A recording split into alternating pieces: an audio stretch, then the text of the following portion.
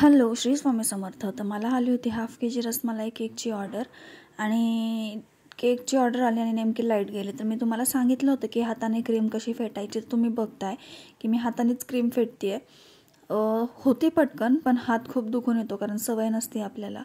तर मी अशी हाताने क्रीम फेटून घेतली आणि खूप वेळानंतर लाईट आली. तर आता तुम्ही बघितलीच की रसमलाई किती छान आणि फ्रेश होती एकदम. तर हाफ के-जीचा जर केक असेल तर 100 रुपीजची रसमलाई खूप होते. आणि रसमलाई केकला आपण शुगर सिरप वगैरे यूज करत नाही. त्याचा जो रस असतो रसमलाई केकचा, रसमलाईचा जो रस असतो, जो मिल्कने बनवलेला असतो, तोच आपण केकमध्ये ॲड करतो. तर तुम्ही बघताय की मी कसं रसमलाई केक बनवते.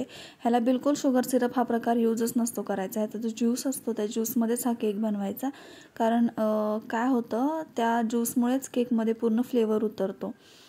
आणि जर तुम्ही बाहेरची किंवा बेकरीमधले रसमलाई केक खाल्ले असतील तर ते असे ड्राय लागतात. म्हणजे असे ज्यूस वगैरे ते आय थिंक मला वाटते कमी यूज करत असतील, बट ते असे ड्राय लागतात. आणि जर तुम्ही एकदा म्हणजे बेकरचे केक खाऊन बघा, होममेड जे केक असतात रसमलाईचे, ते ना असे ड्राय नाही लागत, असे ज्यूसी लागतात एकदम आणि छान लागतात. कारण सगळ्यांनाच माहीत असतं की ते केक फ्रेश असतात आणि आपण रसमलाई पण जशी केकला लागेल तशीच यूज करतो. तर हे झालं आहे आणि मी कायम अशी रसमलाईचे जे बॉल्स असतात त्याचे तुकडे ॲड करत असते. तर लाईट आली म्हणून मी असे छान खुश झाले आणि तुम्ही बघताय की लाईट आल्यावर लगेच इफेक्ट पण कसं झाला आहे. तर हे असे थोडेसे रसमलाईचे बॉल्स असतात, त्याचे तुकडे जर ॲड केले तर मग ते खाताना असे मध्ये येतात ना, त्यावेळेस छान लागतं. जसं चॉकलेट केकमध्ये आपण चोको चिप्स ॲड करतो, तसं रसमलाई केकमध्ये हे रसमलाईचे असे बॉल्स असतात, त्याचे तुकडे ॲड करायचे.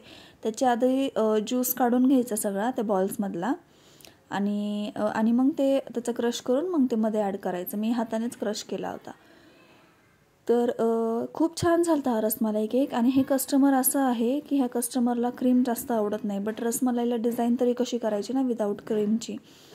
तर मग मी थोडीफार डिझाईन ह्या केकला बनवली. बट त्या कस्टमरचे आधीचे जेवढे पण ऑर्डर्स होते मला, जेवढे पण मी केक केलेत ते पूर्ण मी लेस क्रीममध्येच केलेत. बट रसमलाई केक म्हणले की मग त्याला थोडी फ्लावर वगैरे डिझाईन असेल तर मग त्या केकला पण लुक छान येतो. आणि त्या फ्लावरच्या मध्ये आपल्याला ते रसमलाईचे बॉलसुद्धा ठेवता येतात. तर क्रमकोट करून तर मी 15 to 20 मिनिटसाठी सेट व्हायला ठेवून दिला त्याला. आणि लाईट आली होती आणि मला माहिती आहे की लाईट आता परत जाणार नाही, लाईट अशीच करते. आणि क्रीम करून झाल्यानंतर मग लाईट आली. म्हणजे बघा, मी एवढ्या वेळ लाईटची वेट करत होते बट लाईट आली नाही आणि क्रीम करून झाल्यानंतर मग लाईट आली. सो म्हणलं जाऊ दे आता. पण छान झाली. तुम्ही बघताय की हाताने करूनसुद्धा क्रीम किती छान झाली, एकदम सेट झाली आहे. आणि केकला फिनिशिंग पण किती छान होती आणि फास्टमध्ये होती एकदम. आणि खरंच बेटरपेक्षा ना हाताने क्रीम छान होते, बट वेळ खूप लागतो आणि हात खूप दुखून येतो. तर फिनिशिंग पण छान झाली आणि मी आता ह्याला मेसी करून घेते आहे. आणि मेसी करून झाल्यानंतर मी लगेच डिझाईन काढायला स्टार्ट केली. ॲक्च्युली मी ह्या केकला हाफ डिझाईन काढली आहे, तुम्हाला दिसेलच. आणि 2Dचं नोझल यूज केलं आहे मी ह्याच्यासाठी. आणि नोझलसुद्धा मी वरतूनच लावलं आहे, कारण जर क्रीम राहिली तर मग खूप प्रॉब्लेम होतो नोझलसाठी दुसऱ्या केकची ऑर्डर आली की. तर हे झाल्यानंतर मी ह्याला मोदकचं नोझल यूज केलं आहे आणि मध्ये मोदकचे डॉट्स टाकलेत. आणि रसमलाईचे जे बॉल्स आहेत जे मी साईडला काढून ठेवलेत एका बाउलमध्ये, त्याचं जे रस असतो त्याच्यामधला जो ज्यूस असतो तो मी थोडा काढून घेतला आहे आणि थोडंसं ड्रायवाले ठेवलेत. कारण एकदम ज्यूसी जर तुम्ही वरती ठेवले तर त्याचे पूर्ण वघळ अशी केकवर येणार आणि ते छान नाही. त्याने पूर्ण केकचा लुकच असा चेंज होऊन जातो. आणि नंतर एक बॉल राहिला होता, सो त्या बॉलचा मी क्रश केला आणि अशी थोडीशी वेगळी डिझाईन ट्राय केली. तर आता केक तर रेडी झाला आहे, बट आता ह्याला मी क्लीन करून घेते ह्याचा बेस. आणि नंतर बेस क्लीन झाल्यावर मी जे असे ड्राय रोज पेटल्स असतात ते मी ह्या केकवर ठेवते.